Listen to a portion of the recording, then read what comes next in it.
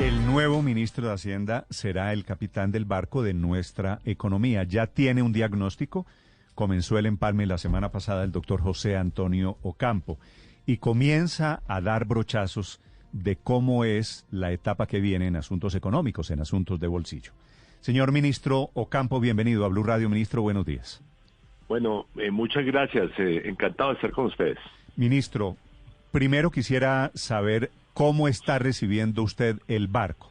Ya usted se reunió con el equipo saliente, con la gente que maneja el Ministerio de Hacienda. ¿Cómo está recibiendo la economía, ministro? Bueno, hay, como se conoce ampliamente, elementos positivos y elementos negativos. En el campo positivo, yo diría la reactivación ha sido muy buena, aunque en tema de empleo, de todas maneras, ha sido incompleta la recuperación para mujeres y jóvenes. Sin embargo, bueno, y eso ha generado además unos mayores ingresos tributarios que han reducido el déficit fiscal de este año. Por el lado negativo, la inflación sigue siendo muy alta y es muy difícil de controlar porque su origen es esencialmente internacional. Entonces hay que hacer algunos esfuerzos de ajuste necesariamente. Y diría en materia fiscal, que es el tema pues que me compete más directamente, pues el déficit está menor, pero sigue siendo alto. Y tenemos unos desafíos enormes para poder, por lo tanto, cumplir la regla fiscal que exige más ajuste en los próximos años, al mismo tiempo que generamos o tenemos recursos para financiar los programas sociales del gobierno. Es un desafío enorme que tenemos y que vamos a ver cómo logramos cumplir. Ministro, y con estas cuentas, evaluando lo bueno y lo malo, ¿por qué se necesita una reforma tributaria? Bueno, precisamente porque hay la mezcla de dos problemas.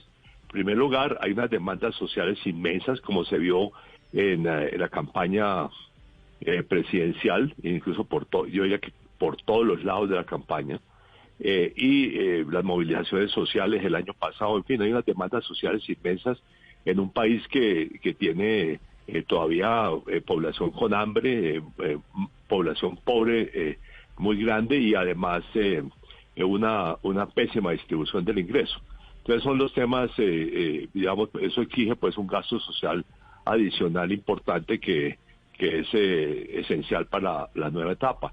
Y al mismo tiempo, pues hay que terminar el ajuste fiscal, porque el ajuste fiscal está incompleto.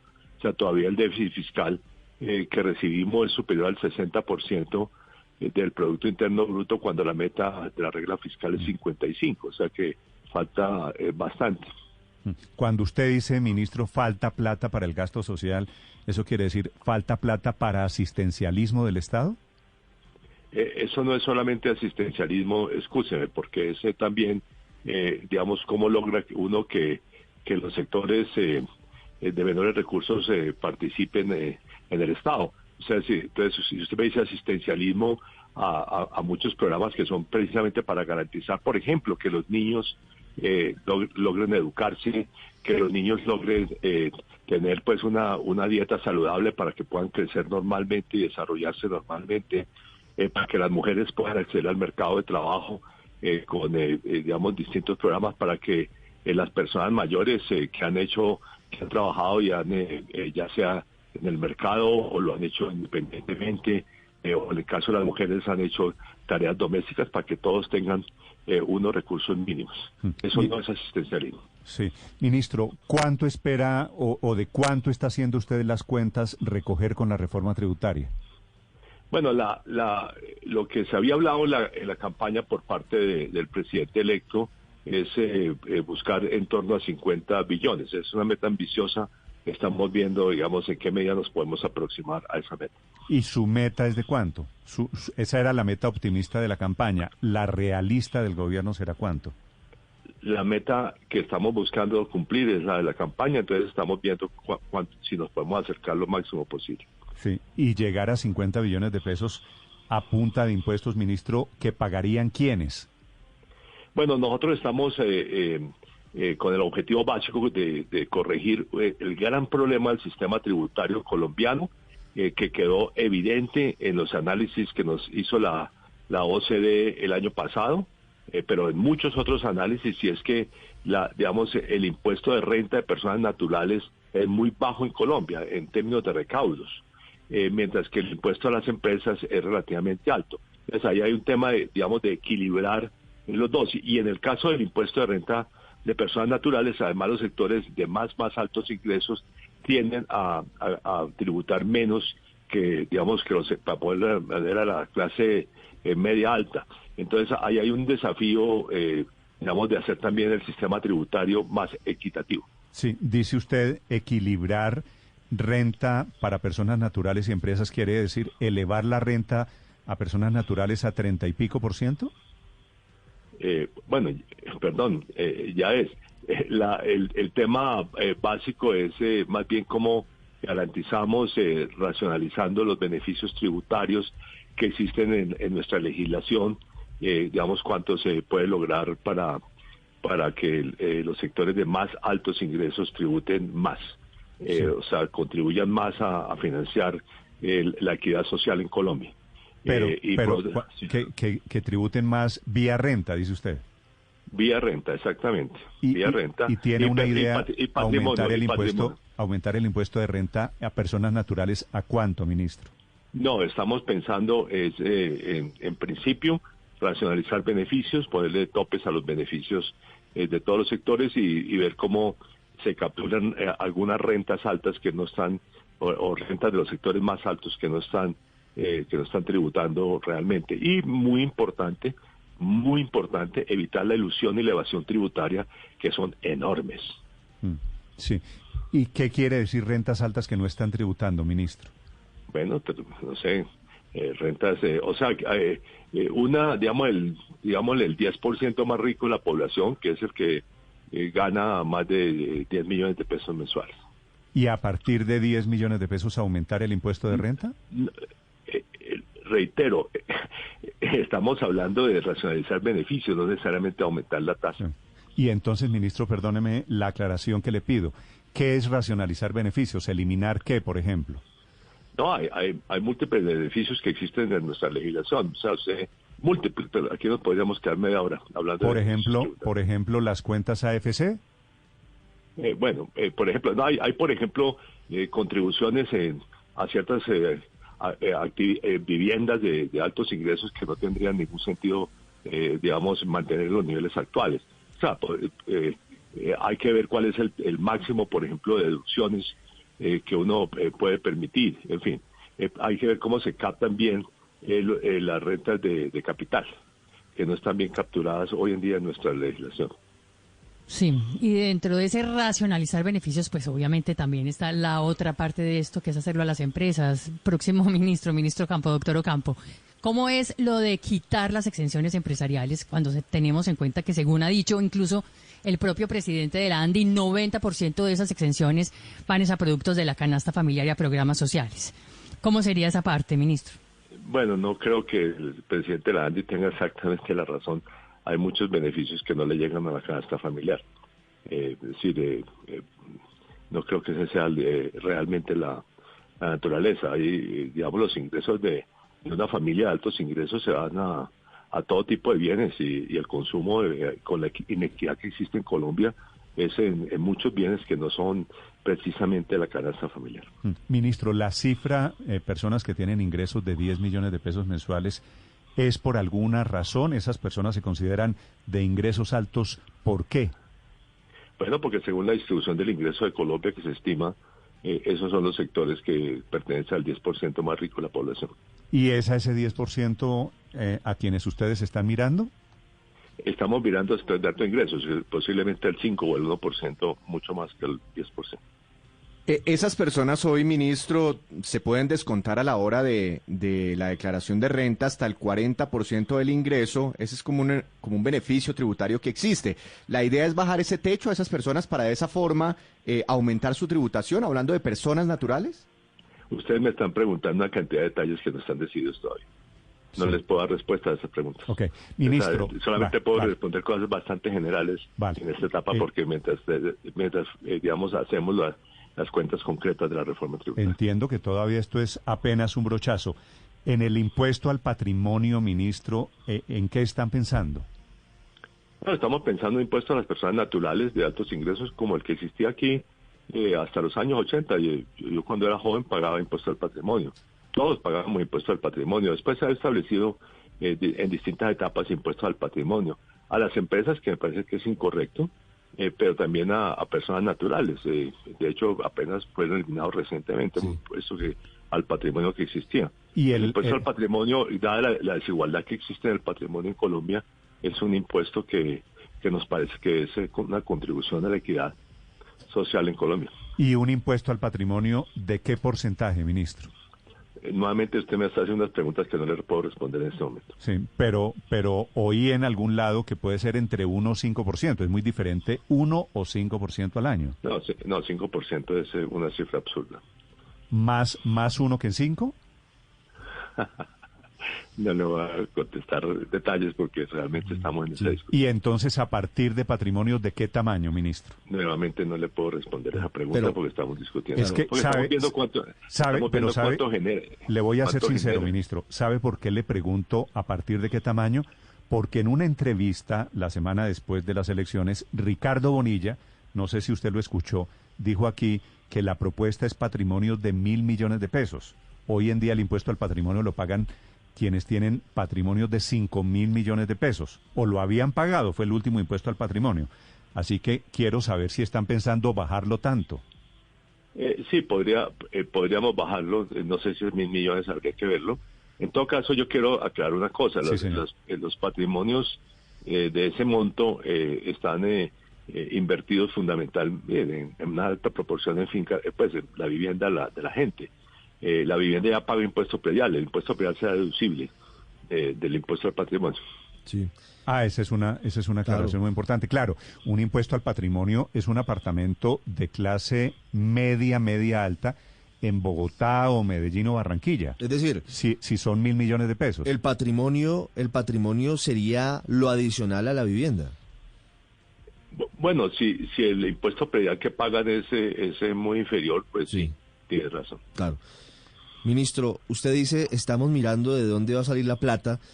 ¿Cuándo podrían tener las cuentas más o menos precisas? Porque la meta, usted mismo lo ha dicho, es muy ambiciosa. Sí, precisamente porque la meta es ambiciosa, el trabajo que tenemos que hacer para acercarnos es un trabajo duro, por eso estamos en esa tarea. ¿Impuesto a las pensiones altas habrá? Sí, yo creo que vamos a incluir pensiones altas. ¿Qué es para estos efectos, ¿A partir de ministro, cuándo? una pensión alta? Bueno, depende, es como equivalente al salario, porque digamos que un tratamiento similar al salario. O sea, pensiones de 10 millones de pesos o más. Pero con Pues una tasa de ¿cuánto? teniendo ¿10%? el mismo En algún listón. momento también se llegó a decir, claro. Nuevamente, ustedes de entrada les dije, yo no puedo responder preguntas detalladas porque estamos en esa discusión. No puedo hacer anuncios públicos de lo que no hemos decidido todavía. Estamos diseñando la reforma, no la hemos terminado. El 7 de agosto, cuando seguramente la tendremos, con mucho gusto le respondo todas estas preguntas. Sí, ministro, usted, este no es un secreto, usted no era petrista, no trabajó en la campaña de Gustavo Petro, usted estaba en una campaña diferente. Cuando usted habló, cuando Petro, el presidente electo, le propuso a usted el Ministerio de Hacienda, me imagino usted tuvo con él una conversación alrededor de cuáles eran los límites, de qué pensaba usted, de cuáles eran las diferencias. Pues la verdad es que nuevamente yo acepté este reto por el acuerdo nacional que él anunció. O sea, yo pertenezco a otra corriente política, pero estoy dispuesto a trabajar con el presidente para cumplir los objetivos, pero él ganó con un programa y tendremos que ver en qué medida nos podemos acercar a ese programa. Con elementos que yo he compartido, o sea, en el programa de la campaña que yo apoyaba también el combate a la inequidad era prioritario y estábamos también hablando de la necesidad de hacer una reforma tributaria para garantizarlo. O sea, todos estos temas son temas que en realidad estuvieron en varios lados de la campaña y la la victoria del presidente electo Petro es por lo tanto el compromiso que tiene el país de cumplirlo. O sea, los que entramos a esto es para ver en qué medida podemos contribuir a eso, a los otros objetivos que él ha anunciado, digamos como, qué sé yo, un desarrollo productivo más dinámico, un sector agropecuario mejor, un combate al cambio climático, una defensa del medio ambiente en general. Todos esos objetivos pues tendrán que ser en cuenta, porque esos fueron los que ganaron, esos fueron los que la gente votó por esos objetivos. Usted, ministro, hoy, habiendo asistido ya a las primeras reuniones de empalme, ¿usted ve posible una reforma tributaria que recoja 50 billones? Bueno, perdóname que diga, creo que ya respondí la pregunta, esta pregunta. Sí. Ministro, otro tema muy importante. Ha dicho usted tajantemente que se acaban los 3 días sin IVA. Inclusive el de diciembre de este año, a inicios de diciembre, había uno programado. Dice usted que ese no se realizará. ¿Por qué? Y además los comerciantes se han sentido a través de FENALCO excluidos cuando ustedes anuncian que todo va a ser a través de diálogo, de conversaciones. Ellos se sienten como sin la oportunidad de haber hablado antes este tema con ustedes y ustedes ya han tomado la decisión de acabar los días sin IVA. Mire, yo me sentaré y el presidente también se sentará, como de hecho se ha sentado con algunos sectores empresariales. O sea, yo siempre he tenido un diálogo con sectores empresariales. Con ellos se dialogará, pero hay algunos temas específicos en los cuales no estaremos de acuerdo. El anuncio de que vamos a eliminar los días sin IVA, sí vamos a eliminar los días sin IVA. Entre otras cosas, porque yo creo que es un mal instrumento. Genera un costo fiscal que lo necesitamos, unos recursos fiscales que los necesitamos de todas maneras, pero digamos, no le llega realmente a los sectores pobres de la población esos recursos, que es lo que es nuestro objetivo. Y además, perdóname que diga, el día sin IVA se vende mucho producto importado, porque hay que subsidiar productos importados. Pero, ministro, usted dice que no le llega el día sin IVA a las clases vulnerables, pero mucha gente, por ejemplo, aprovecha los descuentos para las temporadas escolares. Ese es uno de los grupos que cuenta con ese beneficio. O hay gente que ahorra todo el año para comprar la lavadora, la nevera o el televisor. Y estamos hablando de personas vulnerables. Mire, si FENALCO me pasa un estudio bien hecho que me diga cuánto de las ventas que hace en el día sin IVA llega al 50% más pobre de la población, yo estaría dispuesto a discutir el tema. Ministro, el alza del precio del dólar inquieta a muchos. ¿A qué está asociado ese factor? ¿Es a temas externos o a un viraje a un nuevo gobierno que pues para muchos se ha tildado de izquierda? El comportamiento del dólar está muy asociado a fenómenos internacionales. O sea, no es solamente de Colombia, está asociado pues a las alzas tasas de interés de Estados Unidos, al anuncio del Banco Central Europeo que también la aumentar.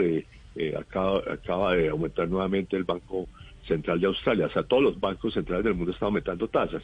Entonces, eso obviamente atrae capitales hacia los países de mayores ingresos y nos sustrae a nosotros.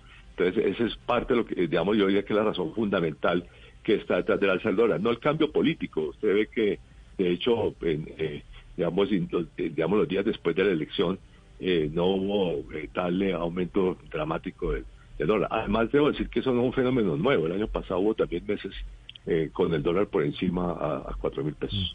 Ministro, ¿cuál será el plan de choque del nuevo gobierno para controlar la inflación?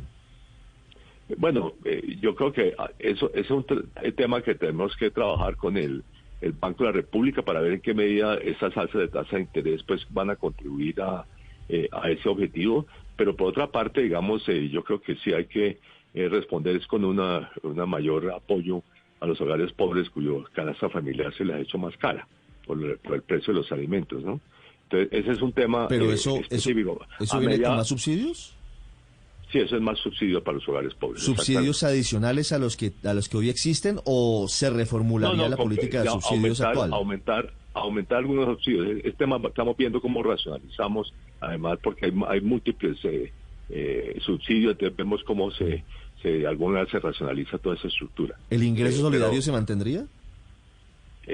Vamos a ver para qué sectores mantenemos ingresos solidarios. Sí. ¿Y los apoyos a los agricultores se mantienen iguales o el gobierno piensa en unificar los subsidios bajo una base distinta? Perdón, ¿cuáles apoyos a los agricultores? No, pues hay apoyos, hay subsidios a sectores del agro, hay subsidios a los desempleados, hay, digamos... Bueno, reducción de aranceles también para algunos productos. Hay diferentes importados. beneficios que se han tenido en cuenta, entre otras cosas, para afrontar la crisis de la pandemia. Otros vienen desde mucho tiempo atrás como Familias en Acción. La pregunta es, ministro, ¿qué va a hacer el gobierno con los subsidios? Usted dice, van a aumentar los subsidios. ¿Bajo qué sombrilla? ¿Una nueva o la que actualmente existe? No, vamos a ver, por ejemplo, Familias en Acción. ¿Cómo se puede mejorar Familias en Acción para responder a esta coyuntura? Pero nuevamente son temas que estamos apenas en proceso de acordar internamente. Ministro, otro tema y es muy grande, ¿no? Muy grueso y es el déficit en el fondo de los combustibles. El fin de semana el gobierno saliente hizo un ajuste en el precio de la gasolina de 150 pesos y deja planteado en el marco fiscal de mediano plazo ajustes similares durante los próximos meses. ¿Ustedes cuando reciban el mando van a seguir aumentando los precios de la gasolina y del ACPM? Bueno, perdóname que diga, el gobierno actual respondió muy tarde. Lo cual significa pues que le dejó el costo, digamos, al próximo gobierno, ¿no? Ese es un tema pues que vamos a tener que ver nuevamente por los efectos sociales, por ejemplo el transporte, que vamos a hacer con el transporte de buses en las ciudades, ¿no? Bueno, todo eso nuevamente estamos en proceso de discutir cuánto cuesta y cómo financiamos ese déficit del fondo de combustibles. El gobierno actual respondió tarde, quiere decir, nos dejó el chicharrón a nosotros. Bueno, no sé si usted quiere decirlo de esa manera. Sí. Claro, pero usted se refiere a que respondió tarde, es que retrasó el aumento en precios de combustibles. No hay la menor duda, la retrasó. Bueno, en la peor recesión económica de los últimos 100 años, pues era también medio obvio, ¿no, ministro? No, perdóneme, ya estamos en reactivación. La Sí, reactivación ha sido muy fuerte. La Mm. reactivación ha sido muy fuerte desde fines del año pasado. Sí. Sí, ha sido no, muy claro, fuerte. técnicamente claro que no. Y que fue cuando aumentaron los precios del petróleo a nivel Claro, internacional. pero o sea, fíjese, ministro, que la inflación pues está disparada. Entre otras cosas, imagínese usted lo que significaría un aumento de combustibles de una forma pronunciada en la canasta familiar. La incidencia es grande. Por eso la pregunta es, ministro, ¿qué va a hacer el nuevo gobierno? ¿Va a seguir aumentando los precios? Bueno, vamos a ver, pero usted me está diciendo exactamente lo que pienso yo. Hay efectos sociales que hay que ver cómo se manejan. Sí. Ministro, usted no solo como ministro de Hacienda de Colombia nuevo, sino como economista muy respetado internacionalmente, ¿usted cree que vamos para lo que ustedes, los técnicos, llaman estanflación? No creo que vayamos para allá. O sea, tampoco, por ejemplo, hay mucha discusión en Estados Unidos sobre el tema. No, es decir, sí tenemos una inflación alta que está dura de combatir, porque es una inflación de origen internacional, digamos, entre otras cosas. Y va a haber una desaceleración económica en el mundo entero. Ojalá no nos pegue, digamos, de manera significativa. Una fortaleza de la economía colombiana ha sido que en realidad pues, puede uno decir, en el siglo XXI, porque en el siglo XX, a fines del siglo XX tuvimos un problema muy serio. Pero en el siglo XXI hemos tenido un comportamiento menos volátil que otras economías de América Latina. O sea, unas recesiones o unas desaceleraciones económicas menos severas. Esperamos seguir en esa tendencia. Ojalá, pero dependerá mucho también de lo que siga haciendo el Banco de la República, cuyas actas se conocen hoy de la pasada reunión donde subieron los intereses en 150 puntos básicos, cosa que jamás se había visto en la historia. ¿Usted qué mensaje tiene hoy por hoy para mandarle al Banco de la República, ministro? Bueno, perdón que le diga, pero los 150 están asociados a los informes de que la Reserva Federal de Estados Unidos va a aumentar 150 en 2 reuniones. O sea, trabaja con el Banco de la República. Yo he tenido la oportunidad de trabajar muchas veces, incluso como presidí la Junta cuando fui ministro de Hacienda en los años 90, pero también como codirector. Entonces yo respeto mucho la institucionalidad del Banco de la República. Esperamos trabajar estrechamente con el banco para ver qué se puede hacer, en qué medida. Pero además hay otros programas que tendremos que poner en marcha. Por ejemplo, yo soy muy partidario de poner un plan muy ambicioso de producción nacional de alimentos, como una de las políticas que tendrá que llevar a cabo el nuevo o la nueva ministra de Agricultura. Sí. A propósito del Banco de la República, ministro, ¿han contemplado ustedes en el equipo económico arreglar problemas económicos vía emisión de dinero? No, eso no es un objetivo. Eso Por no... lo demás, por lo demás no es viable. Sí. No es viable. Usted sabe que necesita unanimidad, eso nunca se logra. No se ha logrado ni en la crisis del 99. Entonces no tiene ni pie ni cabeza esa propuesta. Vale. La última pregunta ministro, para el ministro de Hacienda, Víctor. No, muy buena esa aclaración porque en campaña desde el petrismo se manifestó esa idea, esa posibilidad, Néstor, sobre la emisión del Banco de la República. Pero yo quisiera ya rematar esa entrevista, ministro, sobre el sector de los hidrocarburos. ¿Habrá más exploración de gas y de petróleo en Colombia o se frenan a partir del 7 de agosto los nuevos contratos exploratorios? Bueno, ese es un tema que el presidente electo ha hablado de que hay que revisar los contratos existentes y que obviamente hay que garantizar también el autoabastecimiento energético de Colombia. Esos son objetivos muy claros. Desde el punto de vista mío, no tanto por el tema exploratorio que no me corresponde, a mí. Espero que el análisis de todos los 180 contratos o 140, porque he oído ambas cifras que existen, nos indiquen cuáles son las potencialidades de esos contratos, qué es lo que podemos hacer para que se cumpla, que se haga exploración efectiva con esos contratos, para ver si esos contratos. El año pasado se hicieron 3 nuevos, o sea, no hay tanto interés en nuevos contratos. Entonces yo creo que el tema básico ahí es analizar eso. Ahora, desde el punto de vista ya del Ministerio de Hacienda, digamos, el ajuste hacia una nueva realidad en materia de combustibles, pues tiene que ser un ajuste gradual, porque, digamos, Colombia no puede reducir sus ingresos de exportación de petróleo en el corto plazo mientras no logremos aumentar las exportaciones no petroleras. Y desde el punto de vista fiscal también tenemos unos recursos importantes que provienen de la fuente. Entonces, él ha dicho pues que tiene que ser gradual, tendrá que ser gradual, y espero que, digamos, los que están trabajando en el empalme con el Ministerio de Minas y Energía nos aclaren, digamos, cuáles son las potencialidades de los contratos ya firmados, para ver, digamos, qué se hace para adelante. Bueno, ese será uno de los muchos retos de cambio en el gobierno Petro, que estamos a un mes de su posesión. Gracias, ministro Campo, por estos minutos. Bueno, a ustedes muchas gracias por su atención.